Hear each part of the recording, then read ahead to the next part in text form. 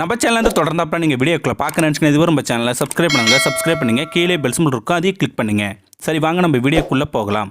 வணக்க நண்பர்களே. குஞ்சு பறவை ஒன்று சோகமாக இருந்தது.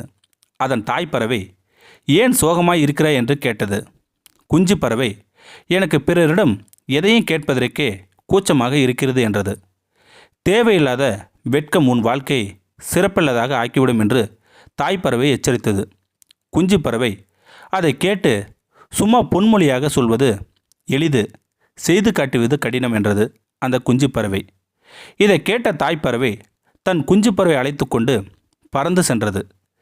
ஏரிக்கரையோரம் சென்று பறந்தபடி நீரின் அருகே எச்சமிட்டது அந்த தாய்ப்பறவை. ஏரியில் ததும்பிய சீற்றலை எச்சத்தை நீரில் கரைத்து விட்டது. தாய்ப்பறவை ஏரியை அழைத்தது. எனக்கு என் எச்சம் வேண்டும், கொடுத்து விடு என்றது அந்த தாய்ப்பறவை. அது என் உள் கரைந்து போய்விட்டது, அதை திருப்பி கொடுக்க முடியாது. அதற்கு பதிலாக ஏரிக்குள் இருக்கும் மீனை ஒன்றை தருகிறேன் என்றது ஏரி. தாய்ப்பறவை அந்த மீனை எடுத்துக்கொண்டு பறந்தது. ஒரு வீட்டின் முன்னால் வைத்துவிட்டு கொஞ்ச நேரம் மறைந்திருந்தது அந்த தாய்ப்பறவை. வீட்டில் இருந்தவர்கள் மீனை எடுத்து சென்று சிறிது நேரம் கழித்து கதவை தட்டி, என் மீன் எங்கே, எனக்கு அதுக்கு வேண்டும் என்றது அந்த தாய்ப்பறவை. அவர்கள் சொன்னார்கள், அதை குழம்பு வைத்துவிட்டு சாப்பிட்டு விட்டோம். அதற்கு பதிலாக நாங்களே தயாரித்த தரமான கயிறு தருகிறோம் என்று கொடுத்தார்கள் அவர்கள். தாயும் குஞ்சு பறவையும் கயிறை எடுத்துக்கொண்டு பறந்தன. வழியில் ஒருவர் கிணற்றருகே கவலையுடன் நின்று கொண்டிருந்ததை பார்த்தன அந்த பறவைகள். அவருடைய கிணற்றில் கயிறு இற்று போய்விட்டதாம். கயிறு இல்லாமல் நீர் இறைக்க முடியாது.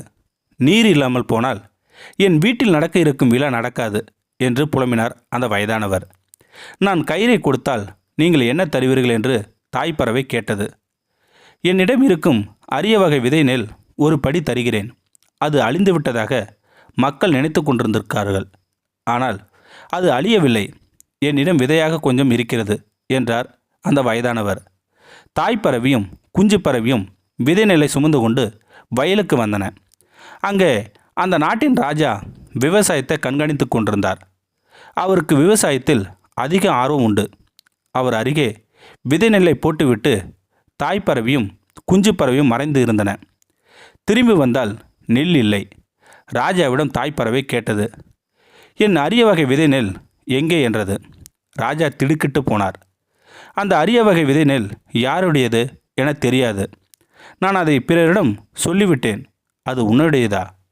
அதற்கு பதிலாக நீ என்ன கேட்டாலும் செய்கிறேன் என்றார் அந்த ராஜா. ராஜாவின் அரியணையில் 1 மணி நேரம் அமர்ந்து அரசாட்சி புரியும் உரிமையை தாய்ப்பறவை கேட்டது. ராஜாவும் 1 மணி நேரம் அதை ஆட்சி செய்ய வைத்தார். அதிகாரத்தை பெற்றதும் தாய்ப்பறவை, எங்கள் பறவை இனங்களுக்கு தேவையான உணவை இனிமேல் ராஜாவே கொடுக்க வேண்டும் என்றார். என்றொரு ராஜா கட்டளை பிறப்பித்ததும் இதையெல்லாம் பார்த்து கொண்டத குஞ்சு பறவை அசந்து விட்டது. ஒன்றுக்குமே உதவாத எச்சத்தால் ஆரம்பித்து நாட்டை ஆளும் அதிகாரத்தை கைப்பற்றி தங்களுக்கான உணவுக்கு வழி செய்த அம்மாவின் செயல்திறனை பற்றி பெருமைப்பட்டு புகழ்ந்து சொன்னது. அதற்கு தாய்ப்பறவை, நமக்கு இந்த உணவு வேண்டாம், ராஜாவிடம் சொல்லிவிடுவேன். நான் இதை செய்து காட்டியது உனக்கு புரிய வைக்கத்தான். ஒன்றுமே இல்லாத ஒன்றில் இருந்து கூட கூச்சப்படாமல் கேட்கும் திறனால் பலவற்றை உருவாக்கிவிட முடியும். வெட்கப்படும் உயிரினங்களால் இவ்வுலகில் சிறப்பாக வாழ முடியாது. உனக்கு தேவையானவற்றை கூச்சப்படாமல் உலகத்திடம் வாய்விட்டு கேள். கொடுப்பதும் கொடுக்காதும் அவர்கள் இஷ்டம். கொடுக்காமலேயே கொடுக்க மாட்டார்கள் என்று யூகம் செய்யாதே என்றது அந்த தாய்ப்பறவை. இந்த வீடியோ பற்றி கருத்தை கீழே இருக்கிற கமெண்ட் செக்ஷன் சொல்லுங்கள். அப்படியே நம்மளுடைய சேனலை சப்ஸ்கிரைப் பண்ணுங்கள். கீழே பெல் சிம்பல் இருக்கும், அதையும் கிளிக் பண்ணுங்கள். தேங்க்யூ ஃபார் வாட்சிங்.